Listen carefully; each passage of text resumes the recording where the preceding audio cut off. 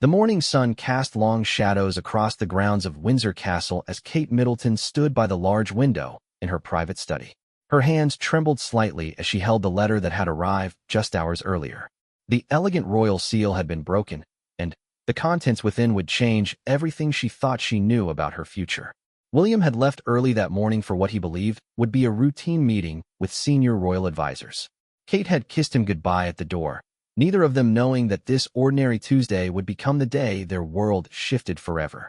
The letter in her hands contained news that would test their marriage, their duty to the crown, and their love for each other in ways they had never imagined. The message was brief, but devastating. Queen Elizabeth had made a decision that would require one of them to take on a role that meant extended separation from their family. The choice would fall to William and Kate, but the implications stretched far beyond their personal lives. This wasn't just about royal duty anymore. This was about sacrifice on a scale that would touch the hearts of an entire nation. Kate's mind raced as she read the words again. The Queen had been in declining health, though this had been kept carefully private from the public. Recent medical evaluations had shown that more support was needed for the Commonwealth realms, particularly in the Pacific region. Someone from the immediate royal family would need to relocate there for at least 3 years to strengthen those vital relationships during this transitional period. The letter explained that this role couldn't be delegated to minor royals or representatives. It required the presence of someone in the direct line of succession, someone whose commitment would demonstrate the crown's dedication to these distant but crucial territories. The decision had to be made within the week, and whoever accepted would need to depart within the month. As Kate processed this information, she heard footsteps in the corridor outside. The familiar sound of William's shoes on the marble floor usually brought her comfort, but today it filled her with dread. How would she tell him about this impossible choice? How would they explain to George, Charlotte, and Louis that one parent might be moving halfway around the world? William entered the study with his usual warm smile, but it faded quickly when he saw Kate's expression. She was sitting in the leather chair by the window, still holding the letter, her face pale despite the morning light streaming across it. "What's happened?" William asked immediately, crossing the room in quick strides. He had learned to read his wife's emotions perfectly over their years together, and he could see that whatever news she had received was serious. Kate handed him the letter without speaking. She watched his face as he read, saw the moment when understanding dawned, witnessed the same shock and confusion that she had experienced. William sank into the chair opposite her, the letter falling to his lap. 3 years, he said quietly, more to himself than to her. 3 years, Kate confirmed. And it has to be one of us. They sat in silence for several minutes, both lost in their own thoughts. The magnitude of the decision ahead of them was overwhelming. This wasn't just about their family. The British people had grown to love Kate and William as a couple. Their partnership had become a symbol of modern royalty, of a monarchy that could balance tradition with contemporary family values. The public had watched Kate transform from a commoner into a beloved princess, had celebrated their wedding as a fairy tale come true, had shared in the joy of their children's births. William and Kate represented hope for the future of the monarchy, proof that royal duty and genuine love could coexist. Now, that image of unity might be shattered. William reached across the space between their chairs and took Kate's hand. "We'll figure this out," he said, though his voice lacked its usual confidence. "There has to be another way." But even as he spoke the words, they both knew that challenging the Queen's decision wasn't really an option. The monarch had made this choice after careful consideration with her closest advisors. The Commonwealth relationships were too important to risk, especially during a time when the monarchy's relevance was being questioned in some quarters. Kate squeezed William's hand. "What about the children?" she asked, voicing the concern that had been foremost in her mind since reading the letter. The thought of separating their family was heartbreaking. George was at a crucial point in his education, beginning to understand his future role as a potential king. Charlotte was thriving in her activities and friendships. Louis was still so young that 3 years would represent a significant portion of his childhood. How could they ask one parent to miss that time, or ask the children to leave everything familiar behind? "Maybe we could all go," William suggested, though he sounded uncertain even as he said it. Kate shook her head gently. "You know that's not possible. Your duties here are too important. The Queen is already stepping back from many engagements. Charles needs your support more than ever. And my work with the Early Childhood Foundation is just reaching a critical phase." The irony wasn't lost on either of them. Kate had spent years building her platform around the importance of early childhood development, emphasizing how crucial it was for children to have stable, present parents during their formative years.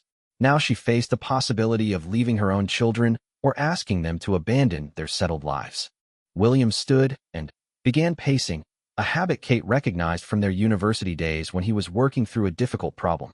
"There has to be someone else," he said. "What about Edward and Sophie? Or Anne? She's incredibly capable and respected throughout the Commonwealth." "The letter specifically mentions that it needs to be someone in the direct line of succession," Kate reminded him. "Someone whose presence carries the weight of the future monarchy." As they continued to discuss options, both of them were acutely aware that their conversation would soon become public knowledge. The royal household might be able to keep the decision-making process private for a short time, but once the choice was made and the departure date set, the world would know. The British media would analyze every aspect of their decision, and public opinion would be swift and loud. The couple had always been conscious of their public image, but this situation was different. This wasn't about a charitable patronage or a diplomatic visit. This was about the fundamental structure of their family, about sacrifice and duty on a scale that would resonate with every parent in the nation. Kate thought about the thousands of military families who faced similar separations, the parents who worked overseas to provide for their children, the couples who made difficult choices between career advancement and family stability. In many ways, their situation wasn't unique. But the public nature of their lives meant that their personal struggle would become a national story. "Whatever we decide," Kate said slowly, "we need to be prepared for the reaction. People will have strong opinions about our choice." William nodded grimly. He had grown up in the spotlight, had experienced the intense scrutiny that came with royal life, but this felt different. The public had invested emotionally in his family's happiness. Many saw Kate and William as the perfect royal couple, the embodiment of a modern monarchy that valued family alongside duty. The decision they made would either strengthen that image or potentially damage it forever. If they chose duty over family unity, would the public see them as admirable servants of the crown or as parents who had abandoned their children for the sake of tradition? If they found a way to avoid the separation, would they be seen as shirking their responsibilities to the Commonwealth? As the morning progressed, palace staff began their usual routines around them. The gardeners could be seen working on the grounds outside. The household staff moved quietly through the corridors, and somewhere in the distance, they could hear the voices of their children playing. Life continued normally around them, but Kate and William felt suspended in a bubble of uncertainty. "We should talk to the children," Kate said eventually. "Not about the details, but we should prepare them that there might be changes coming." William agreed, though the thought of that conversation filled him with dread. How do you explain to young children that their family might be split apart for reasons they couldn't possibly understand? George, at his age, might grasp some of the concepts about royal duty, but Charlotte and Louis would simply see it as their parents choosing to leave them. The afternoon brought a call from Charles, who had been briefed on the situation. His voice was heavy with sympathy as he spoke to William, acknowledging the impossible position his son and daughter-in-law found themselves in. Charles had faced his own difficult choices over the years, moments when royal duty had conflicted with personal desires, but he admitted that this decision seemed particularly cruel. "The Queen didn't make this choice lightly," Charles told William during their phone conversation. "She spent weeks considering alternatives. But the Commonwealth relationships are at a critical juncture, and the presence of someone from the immediate family is seen as essential." Charles also shared his own perspective as a father and grandfather. "I know what this means for the children," he said quietly. "Whatever you decide, your mother and I will do everything possible to support you and help maintain stability for George, Charlotte, and Louis." That evening, after the children had been put to bed, Kate and William sat together in their private living room.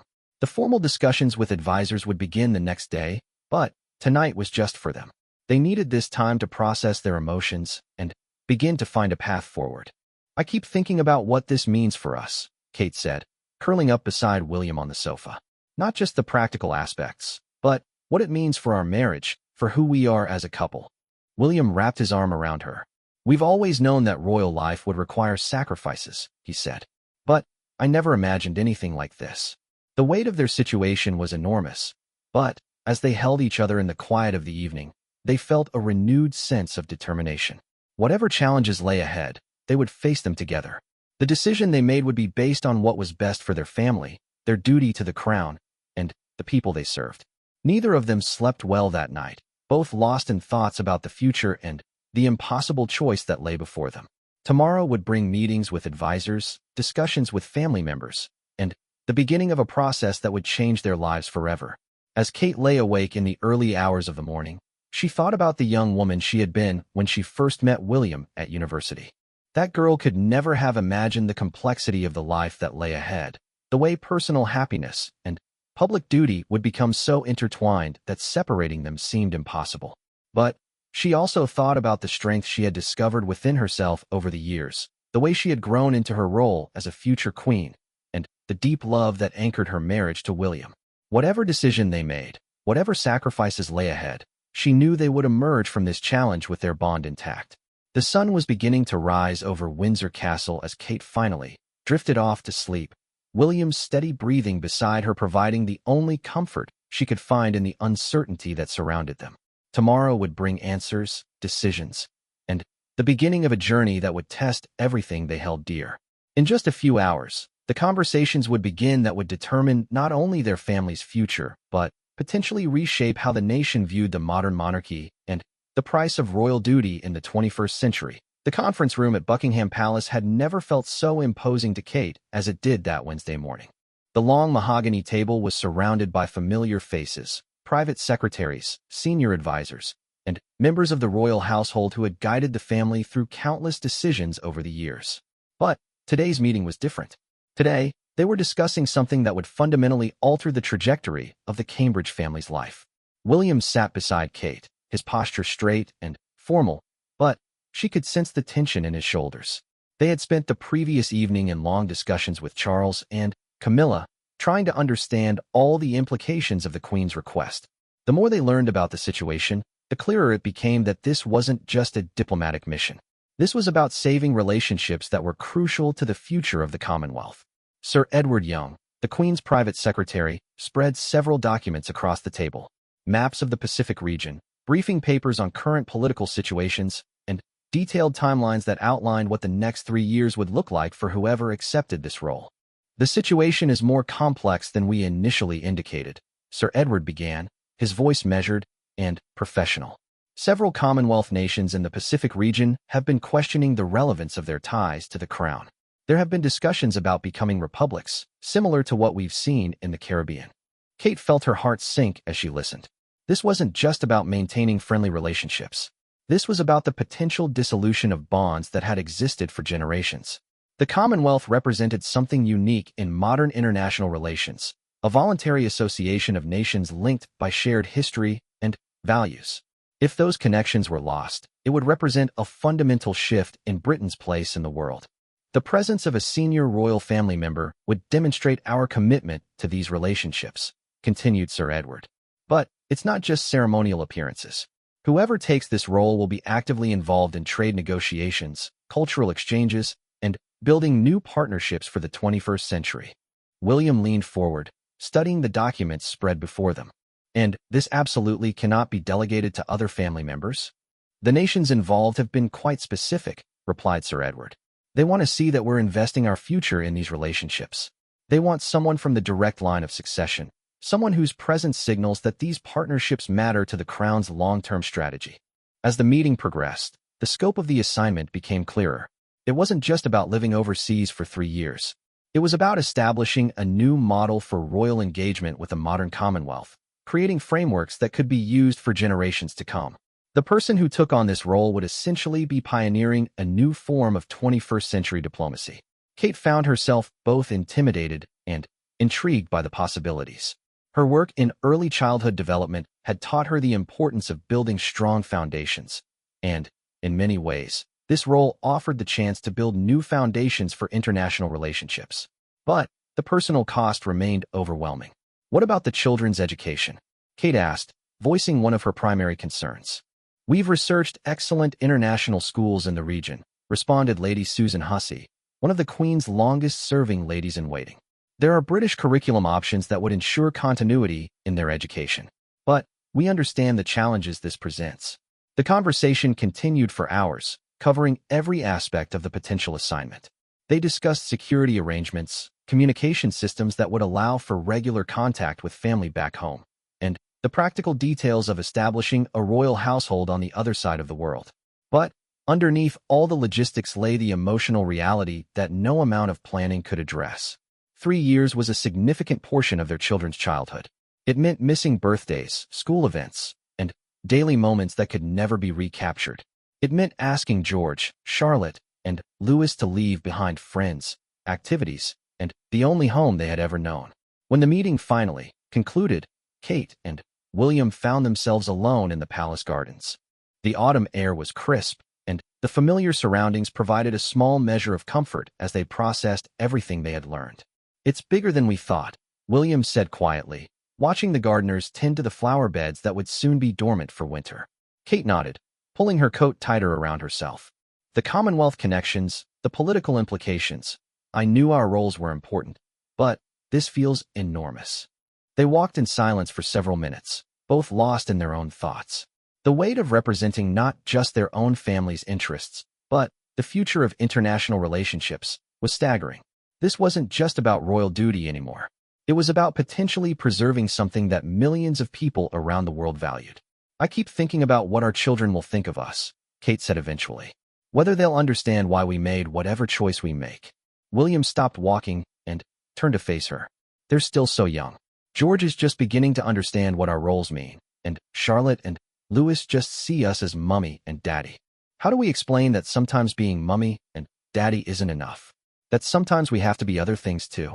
The pain in his voice was evident, and Kate felt her own emotions threatening to overwhelm her. This was the fundamental challenge of royal life, the constant tension between personal desires and public duty.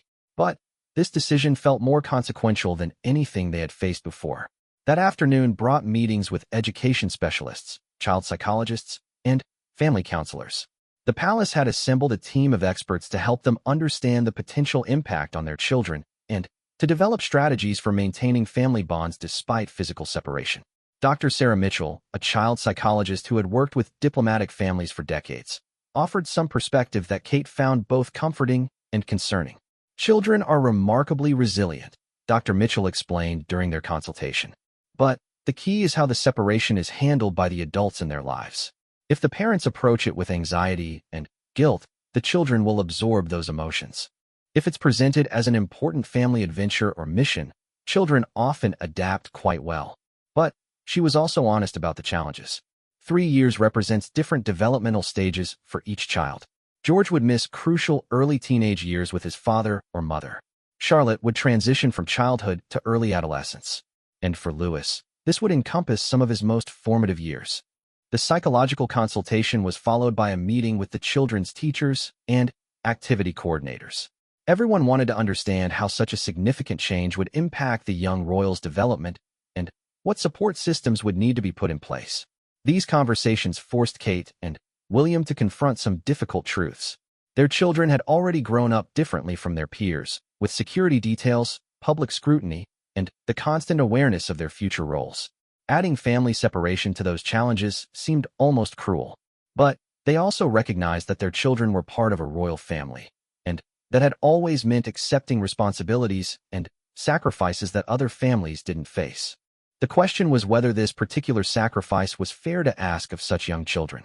Evening brought a private dinner with Charles and Camilla, where the conversation was more personal than the formal meetings of the day. Charles, as someone who had navigated his own complex relationship between duty and family, offered insights that only a fellow royal could provide. "I won't pretend that the choices we make in this family are ever easy," Charles told them over dinner. "I've made decisions that I still question, moments when I wonder if I prioritize the wrong things. But I've also seen how our service can genuinely make a difference in people's lives." Camilla, who had experienced the challenges of joining the royal family later in life, added her own perspective. "The public sees the glamour and the privilege, but they don't always understand the real costs. Whatever you decide, some people will criticize you for it. The important thing is that you can live with your choice." The conversation with Charles and Camilla helped Kate and William understand that their decision would become part of their family's history, something that would be remembered and analyzed for generations.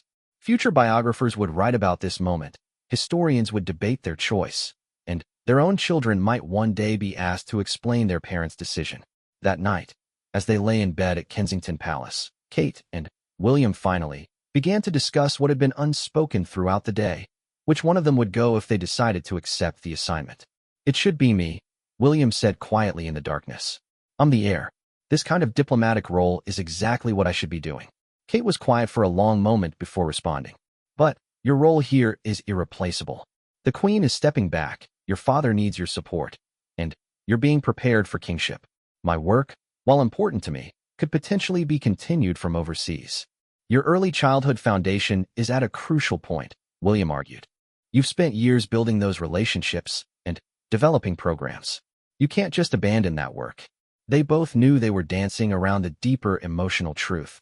Neither of them wanted to leave their children, and neither wanted to be left behind to manage single parenthood while maintaining their royal duties.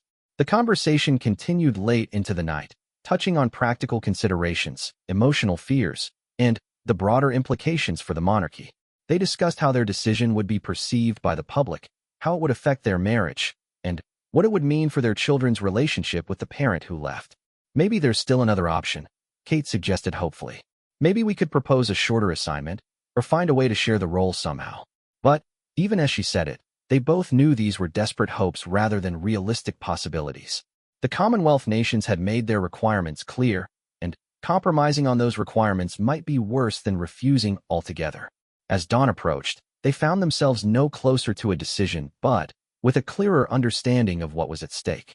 This wasn't just about their family anymore. It was about the future of international relationships that affected millions of people. It was about preserving something valuable in an increasingly fragmented world. The weight of that responsibility was both inspiring and terrifying.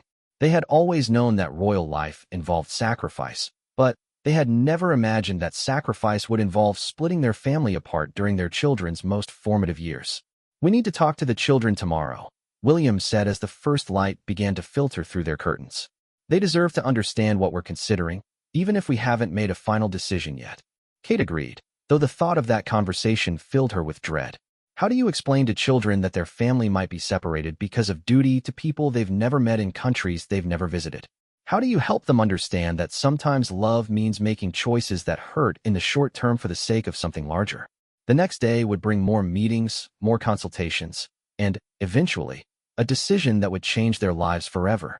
But, for now, they held each other in the quiet of the early morning, drawing strength from their partnership as they prepared to face whatever lay ahead. Outside their window, London was beginning to wake up.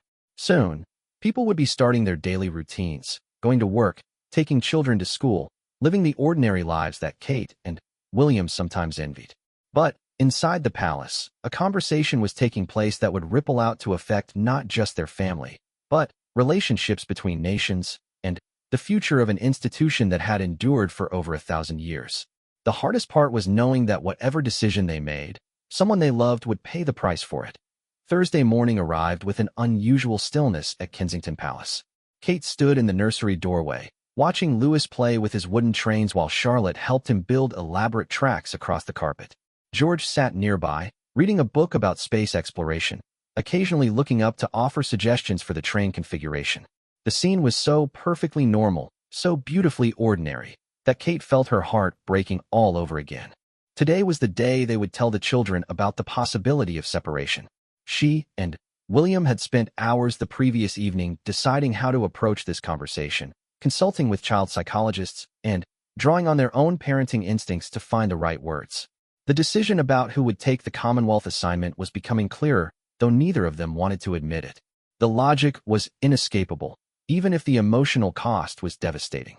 Kate would go. Her role, while significant, was more transferable than William's position as heir to the throne. Her early childhood work could potentially be adapted to international contexts, while William's preparation for kingship required his presence in Britain. But, first, they needed to prepare their children for what was coming. "Children," William called softly from the doorway. "Could you come to the sitting room? Mummy and I want to talk to you about something important." The tone in his voice was enough to get their attention immediately. George closed his book and stood up, his expression serious beyond his years. Charlotte helped Louis pick up the trains, and all three children followed their parents to the comfortable family sitting room where they often gathered for bedtime stories. Kate settled onto the sofa with Louis on her lap, while William sat nearby with Charlotte and George flanking him. The afternoon lights streaming through the windows cast a warm glow over the room, but the atmosphere was heavy with unspoken emotions. "We want to talk to you about our work," Kate began carefully. "You know that Daddy and I have jobs that sometimes take us away from home, just like other parents." The children nodded. They were accustomed to their parents' travel schedules, the way official duties sometimes interrupted family time. But they also knew that their parents always came home, usually within a few days. "Well, we've been asked to do a very important job," William continued. "The Queen needs someone from our family to go and live in some countries that are very far away, to help keep them connected to Britain and to our family." George, ever perceptive, immediately grasped the significance of this news. "How far away?" he asked quietly. "On the other side of the world," Kate said gently. "In places called Australia and New Zealand, and some islands in the Pacific Ocean." "For how long?" Charlotte asked, though her voice was smaller now, as if she already sensed that the answer would be difficult to hear. William and Kate exchanged a glance. They had debated whether to give the children the full timeline immediately or to introduce the concept gradually. In the end, they had decided that their children deserved honesty, even if it was painful. 3 years, Kate said softly. The silence that followed was deafening.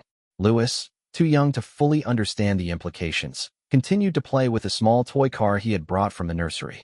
But George and Charlotte clearly grasped what 3 years meant. For George, it represented a quarter of his entire life. For Charlotte, it was nearly half of hers. "Would we all go together?" George asked hopefully. This was the moment Kate had been dreading. "No, sweetheart. Only one parent would go. The other would stay here with all of you." Charlotte's eyes immediately filled with tears.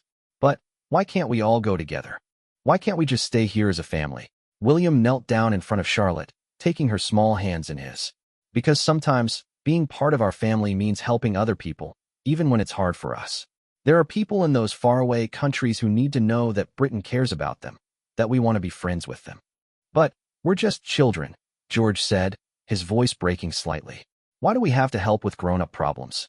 Kate felt tears threatening to spill over as she listened to her son's logical question.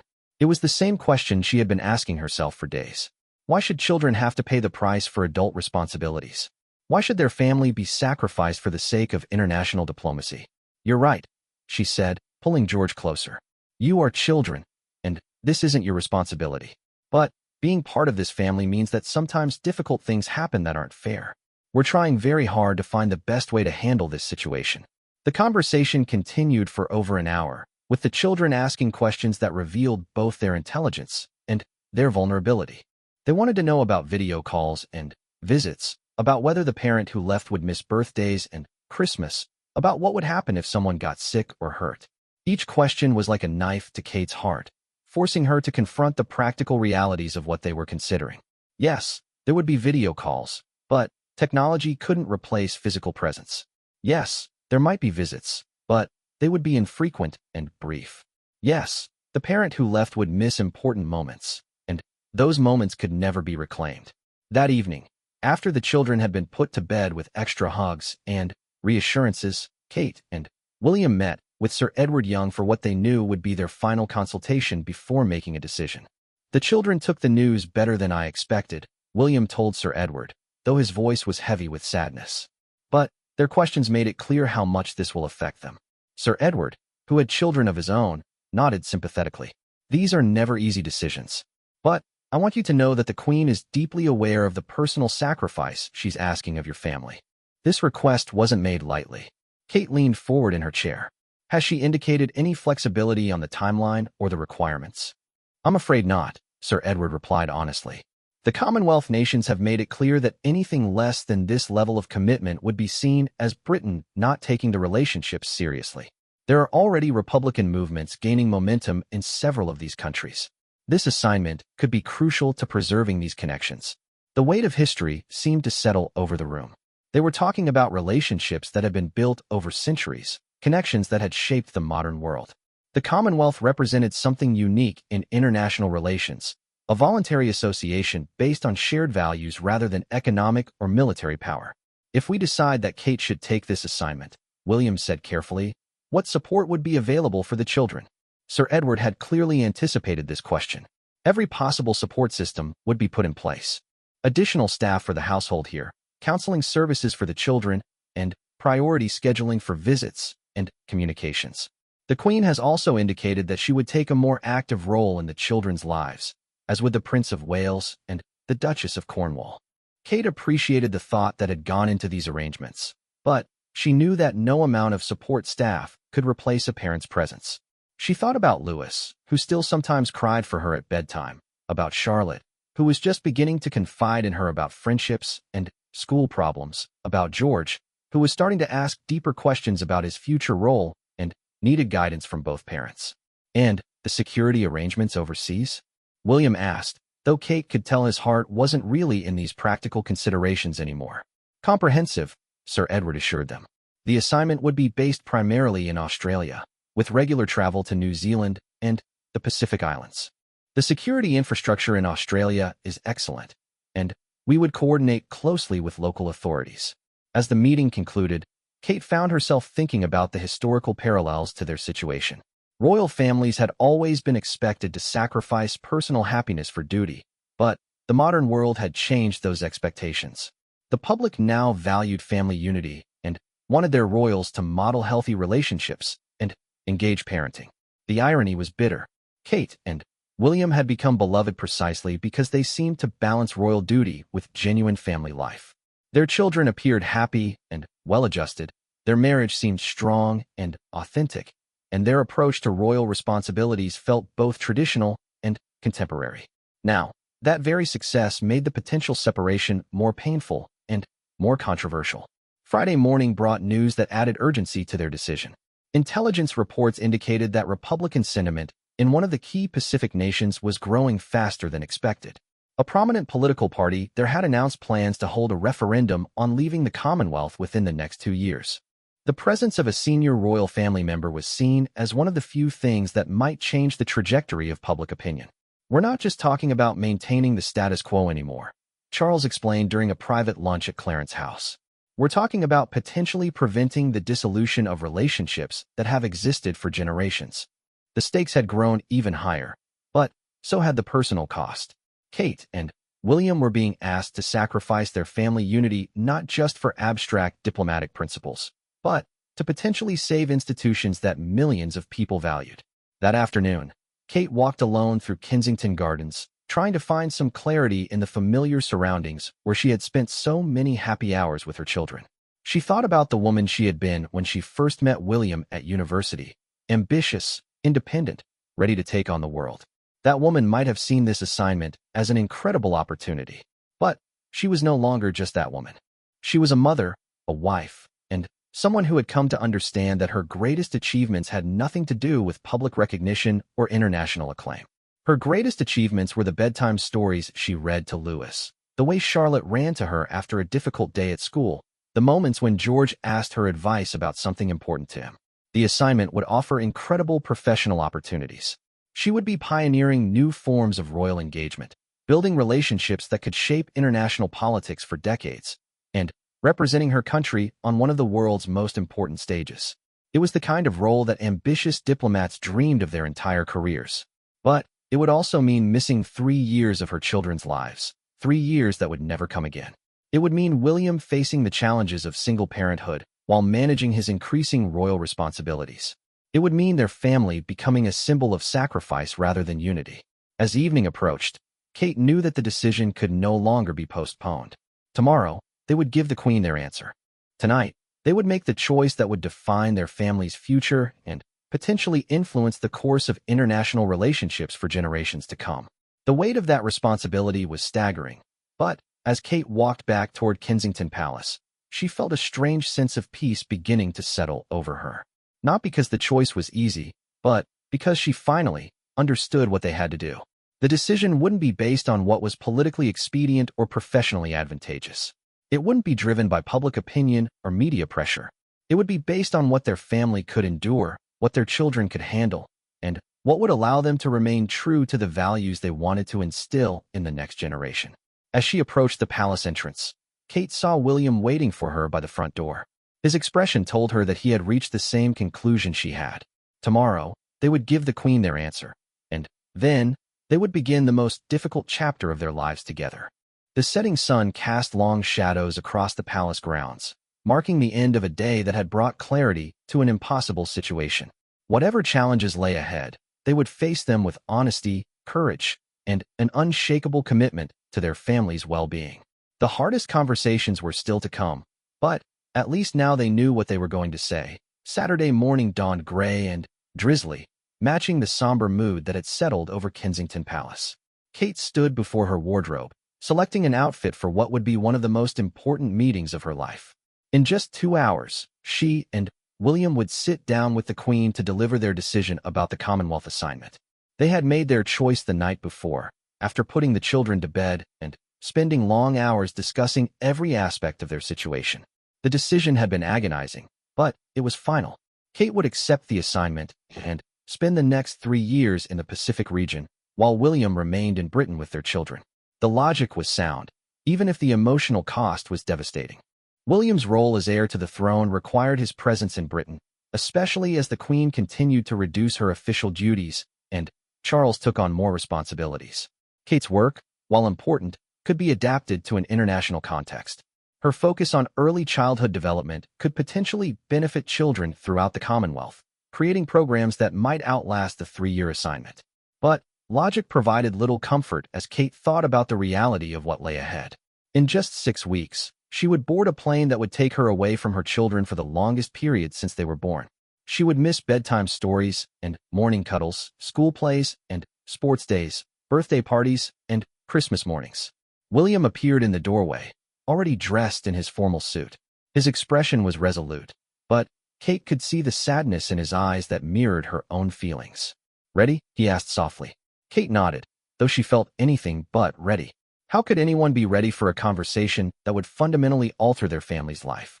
The drive to Windsor Castle was quiet, both of them lost in their own thoughts. They had agreed that Kate would be the one to tell the Queen about their decision, since she would be the one taking on the assignment. William would be there for support, but this was Kate's moment to demonstrate her commitment to the role. The Queen received them in her private study, the same room where Kate had first been welcomed into the royal family nearly 2 decades earlier. The monarch's expression was serious but kind, and Kate could sense that she understood the magnitude of what she was asking. "Your Majesty," Kate began, her voice steady despite the emotions churning inside her. "William and I have carefully considered the Commonwealth assignment, and I would like to accept the role." The Queen nodded slowly, her expression revealing both relief and sympathy. "I want you to know, Catherine, that I understand the personal sacrifice this represents for your family. This decision was not made lightly, and I am deeply grateful for your willingness to serve." They spent the next hour discussing the practical details of the assignment. Kate would be based primarily in Canberra, with regular travel throughout the Pacific region. She would work closely with the Governor-General of Australia and maintain communication with Commonwealth leaders throughout the region. The role would combine traditional royal duties with innovative approaches to international engagement. "I want to emphasize," the Queen said, "that this assignment is about more than ceremony and protocol. You will be helping to shape the future of these relationships, creating new models for how the Commonwealth can remain relevant in the modern world." Kate felt both intimidated and inspired by the scope of the responsibility. This wasn't just about representing the royal family abroad. It was about pioneering new forms of international cooperation. Her work could influence how nations related to each other for generations to come. When the meeting concluded, the Queen walked with them to the door of her study. Just before they left, she placed a gentle hand on Kate's arm. "You have given this family and this nation a tremendous gift," she said quietly. "I know the cost of that gift, and it will not be forgotten." The drive back to London was even quieter than the journey to Windsor. Both Kate and William were processing the finality of what had just occurred. There was no turning back now.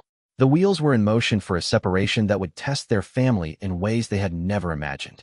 That afternoon brought meetings with palace staff to begin planning for Kate's departure and William's new role as a single parent managing royal duties. The logistics were complex, requiring coordination between multiple royal households and government departments. Kate would need a complete household staff in Australia, including private secretaries, security personnel, and domestic staff. Communication systems would be established to allow for daily contact with her family in Britain.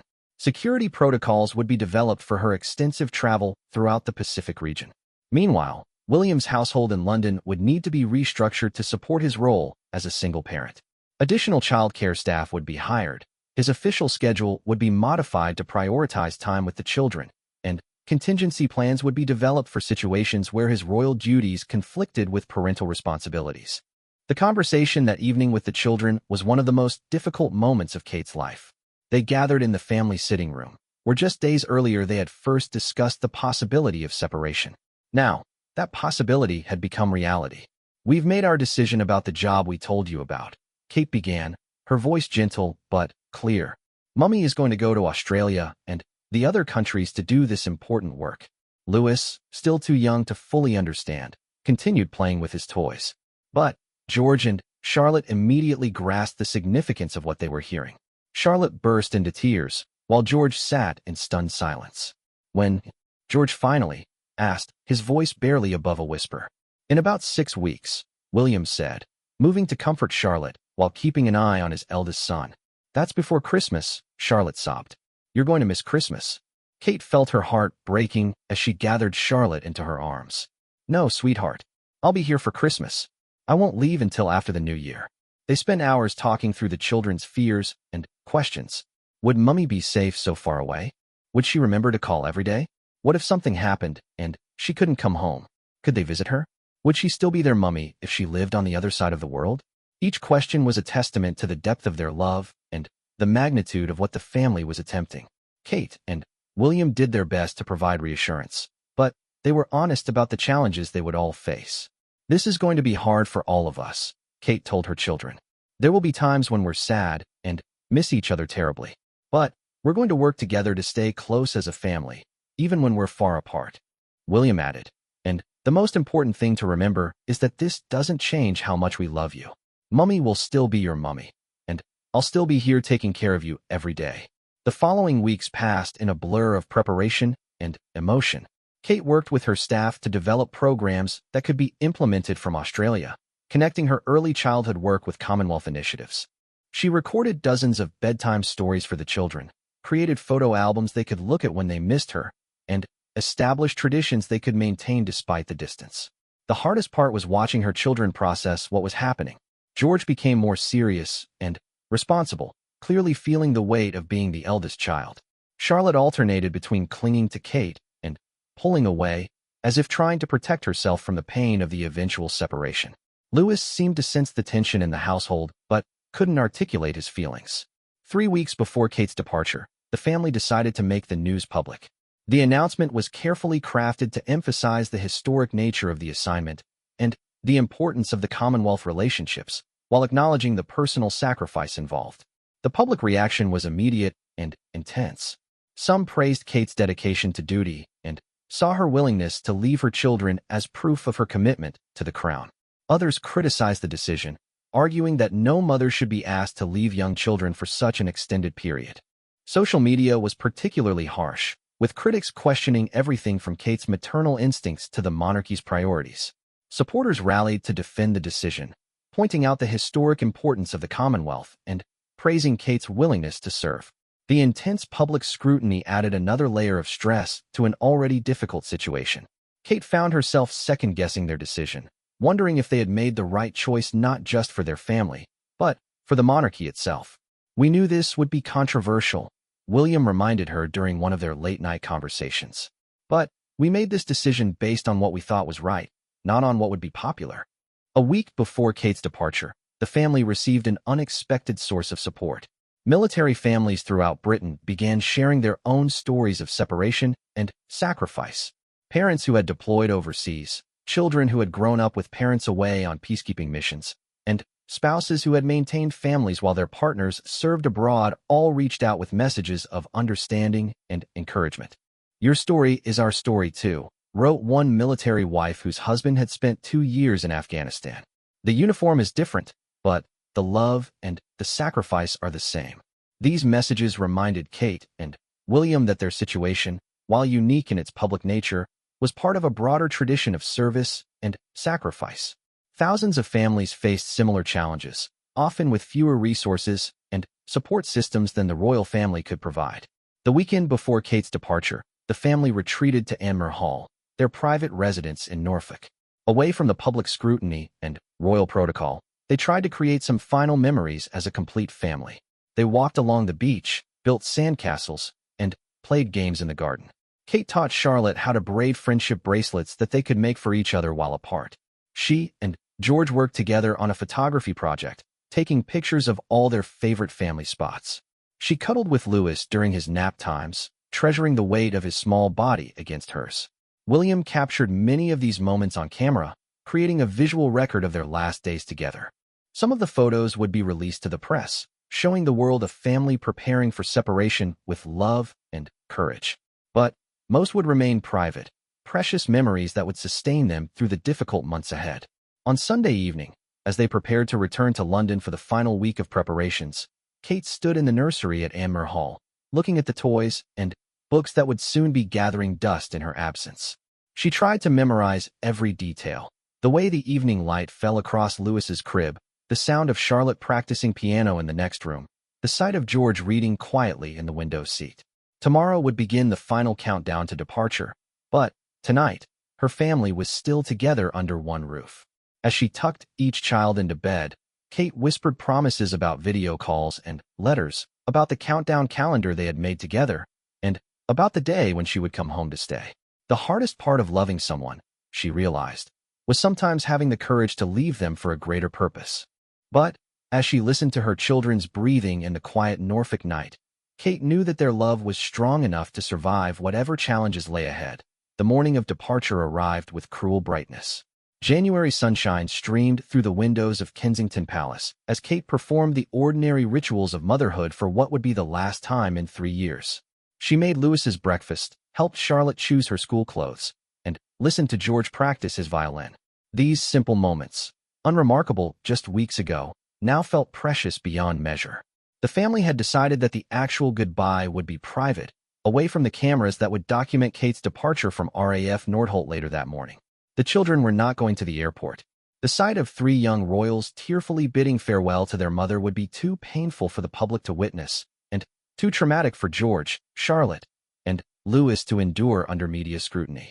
Instead, they had their farewell in the familiar comfort of the palace nursery, surrounded by toys and books, and all the evidence of a happy family life. Kate knelt on the carpet where her children had played countless games, pulling each of them close for final hugs, and whispered promises. "Remember, we're going to video call every single day," she told Charlotte, whose eyes were already red from crying. "And I'll be home for your birthday in May. Daddy has already started planning your party." Charlotte nodded bravely, trying to smile through her tears. At her age, 3 years felt like forever, but she was determined to be strong for her mother. George, ever the serious older brother, presented Kate with a hand-drawn map he had created showing the route from London to Australia. "So you won't forget how to come home," he said quietly. Kate accepted the map with trembling hands, fighting back her own tears as she looked at the careful way her 9-year-old son had drawn hearts at both ends of the journey. "This is perfect," she managed to say. "I'll keep it with me always." Louis, still too young to fully understand the permanence of what was happening, seemed more confused than upset. He kept asking when Mummy would be back from her trip, not grasping that the answer was measured in years rather than days. "I'll send you photos of all the interesting animals I see," Kate promised him, knowing that his love of wildlife would help maintain their connection. Kangaroos and koalas and lots of different birds. William stood nearby, his own emotions carefully controlled as he watched his wife say goodbye to their children. He would have to be strong for all of them now, maintaining stability and routine while managing his own grief at the separation. "Take care of Daddy for me," Kate whispered to George as she hugged him one final time. "You're the man of the house now." It was an enormous responsibility to place on such young shoulders, but George nodded solemnly, understanding the weight of what his mother was asking. The actual moment of leaving was swift, almost businesslike in its efficiency. Kate kissed each child one more time, told them she loved them, and then walked quickly from the nursery without looking back. If she had turned around and seen their faces watching her leave, she might not have had the strength to continue. William walked with her to the waiting car, his hand steady on her back as she fought to maintain her composure. They had said their own private goodbyes the night before, lying awake in their bed and talking about everything and Nothing until the early hours of the morning. Call as soon as you land, William said as they reached the car. I will, Kate promised. And you call if anything happens, anything at all. I don't care what time it is there. They embraced one final time, a hug that tried to encompass 3 years' worth of love and support. Then, Kate stepped into the car, and the door closed between them. The drive to RAF Nordholt was subdued. Kate's private secretary sat beside her, reviewing the schedule for her first week in Australia and maintaining a steady stream of professional conversation that helped distract from the emotional weight of what was happening.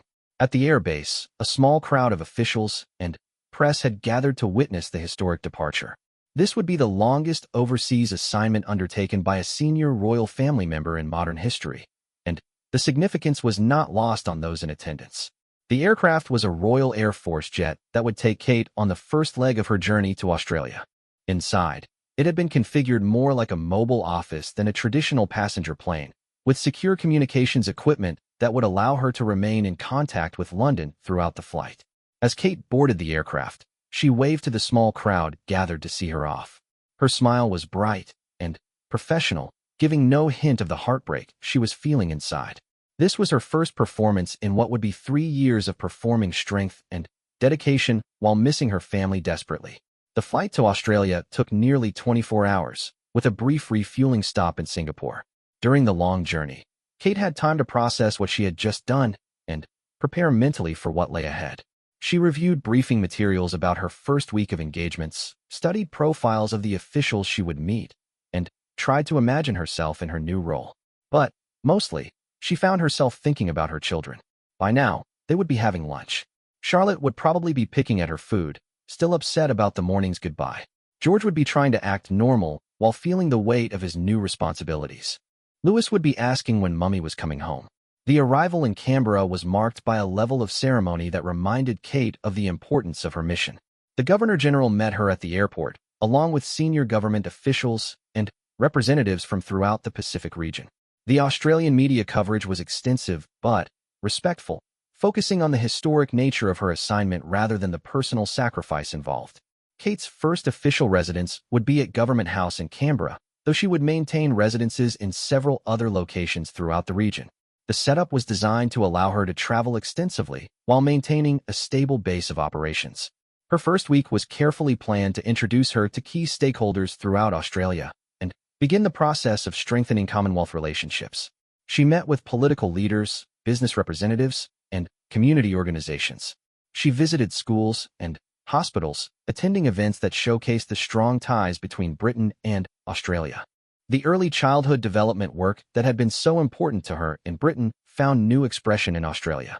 Kate visited innovative programs in Sydney and Melbourne, meeting with researchers and practitioners who were developing new approaches to supporting young children and families. But every evening, regardless of how busy the day had been, Kate made time for video calls with her family in London.